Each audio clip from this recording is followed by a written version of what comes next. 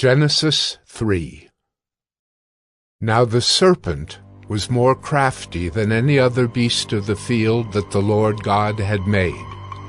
He said to the woman, "Did God actually say, 'You shall not eat of any tree in the garden'?" And the woman said to the serpent, "We may eat of the fruit of the trees in the garden, but God said, 'You shall not eat of the fruit of the tree that is in the midst of the garden, neither shall you touch it, lest you die.'"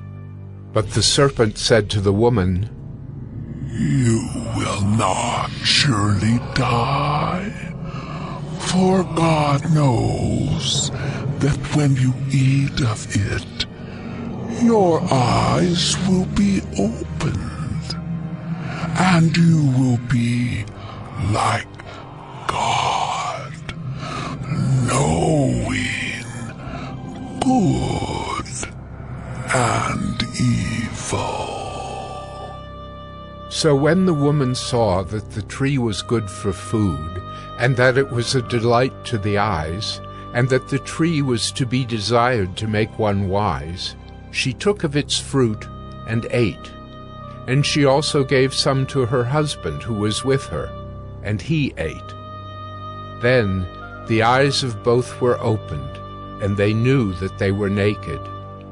And they sewed fig leaves together, and made themselves loincloths. And they heard the sound of the Lord God walking in the garden in the cool of the day.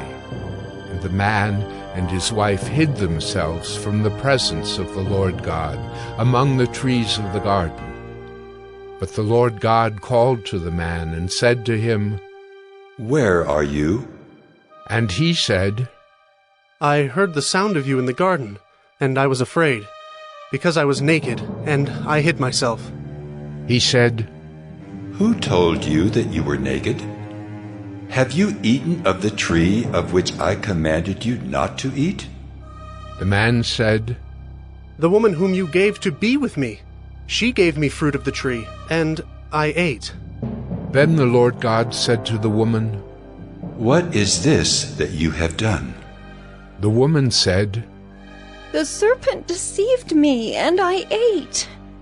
The Lord God said to the serpent, "Because you have done this, cursed are you above all livestock, and above all beasts of the field. On your belly you shall go, and dust you shall eat all the days of your life. I will put enmity between you and the woman, and between your offspring and her offspring. He shall bruise your head, and you shall bruise his heel." To the woman he said, "I will surely multiply your pain in childbearing. In pain you shall bring forth children. Your desire shall be for your husband, and he shall rule over you." And to Adam he said, "Because you have listened to the voice of your wife, and have eaten of the tree of which I commanded you, you shall not eat of it. Cursed is the ground because of you. In pain you shall eat of it all the days of your life. Thorns and thistles it shall bring forth for you, and you shall eat the plants of the field. By the sweat of your face you shall eat bread, till you return to the ground, for out of it you were taken. For you are dust, and to dust you shall return." The man called his wife's name Eve, because she was the mother of all living. And the Lord God made for Adam and for his wife garments of skins and clothed them. Then the Lord God said, "Behold, the man has become like one of us in knowing good and evil. Now, lest he reach out his hand and take also of the tree of life and eat, and live forever."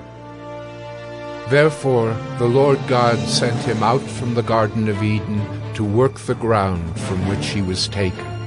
He drove out the man, and at the east of the Garden of Eden he placed the cherubim and a flaming sword that turned every way to guard the way to the tree of life.